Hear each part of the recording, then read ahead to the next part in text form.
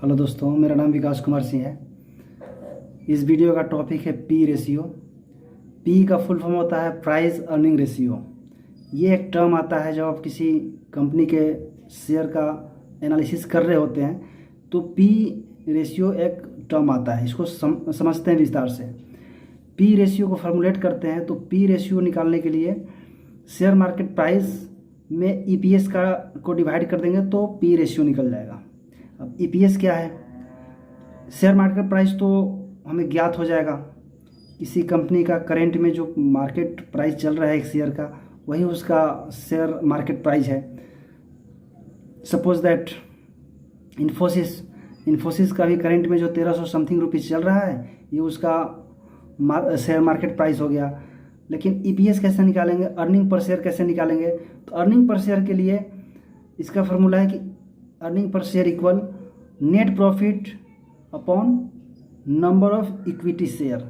अर्थात उसका जो नेट प्रॉफिट है, नेट प्रॉफिट में उसके जो इक्विटी शेयर्स की संख्या है उसको डिवाइड करेंगे तो ईपीएस निकल जाएगा।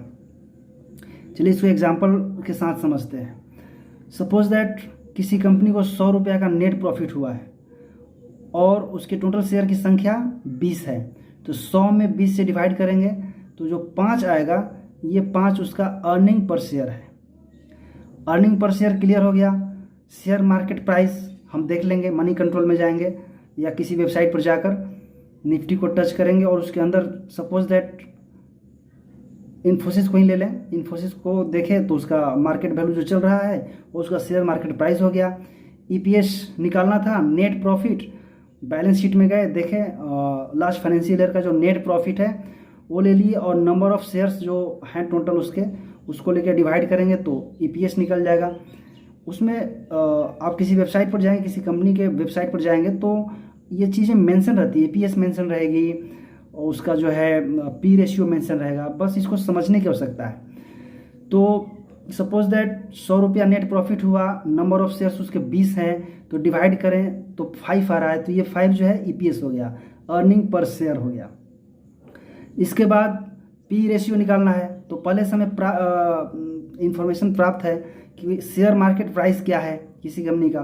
तो शेयर मार्केट प्राइस में ईपीएस को डिवाइड कर देंगे तो पी रेशियो निकल जाएगा। पी रेशियो की आवश्यकता क्यों पड़ती है?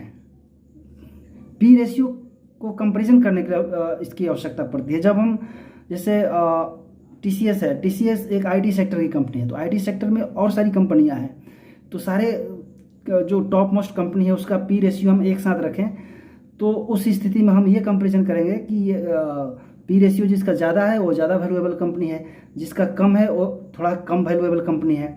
तो पी रेशियो हम निकालते हैं कि हम देख पाएँ कि उस सेक्टर में जो कंपनी है उसमें वैल्यूएबल कंपनी कौन है, जो महंगा कंपनी कौन है। एक तो ये हो गया पी रेशियो का आवश्यकता महंगा और सस्ता देखने के लिए होता है। अब कुछ कंपनी जो होता है और जो है पी रेशियो निकाल लिए, ज़्यादा वैल्यूएबल लग रहा है तो इच्छा करेगा कि नहीं अभी वैल्यूएबल ज़्यादा है, थोड़ा सा और सस्ता हो तो मैं इसको खरीदूँ, अंडर वैल्यू हो तो खरीदूँ।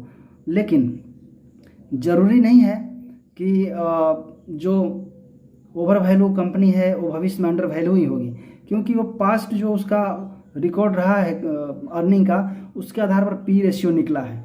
तो ऐसा देखा गया है कि पी रेशियो जिसका सस्ता है वो कंपनी तो सस्ता के चक्कर में हम खरीद लिए, लेकिन भविष्य में उसका परफॉर्मेंस उतना अच्छा नहीं रहा। लेकिन जो पी रेशियो ज़्यादा है, जो वैल्यूएबल कंपनी है, उसमें निवेश किए तो उत्तरोत्तर जो है उसकी ग्रोथ बनी हुई है, तो उस स्थिति में जो है वो अच्छा सौदा हुआ। तो पी रेशियो तो निकालने का एक पर्पस ये हो गया कि हम उस सेक्टर के सारे कंपनियों को पी रेशियो के हिसाब से हम कंपैरिजन कर सकते हैं कि कौन महंगा है, कौन उससे सस्ता है, कौन उससे सस्ता है। दूसरा जो है उसका पास्ट ट्रैक रिकॉर्ड भी पता चल गया कि पी रेशियो जिसका जैसा रहा है उस हिसाब से उसकी परफॉर्मेंस भी उस कंपनी की रही होगी। लेकिन पी रेशियो के आधार पर हम ये नहीं कह सकते कि भविष्य भी उस कंपनी का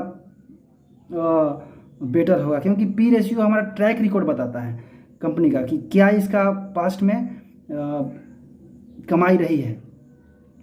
तो पी रेशियो को आधार बनाकर हम किसी कंपनी को निवेश के लिए चयनित नहीं कर सकते हैं। पी रेशियो बस एक कंपैरिजन के तौर पर हम देख सकते हैं कि हाँ, इस सेक्टर में ये सारी कंपनियों में इस कंपनी का पी रेशियो ज़्यादा है, इस कंपनी का कम है, इस कंपनी का कम है, उस हिसाब से वो वैल्यूएबल है, उससे कम वैल्यूएबल है, या चीप है, सस्ता है। इस चीज़ को ध्यान में रखने के लिए हम पी रेशियो का इस्तेमाल कर सकते हैं। Thank you.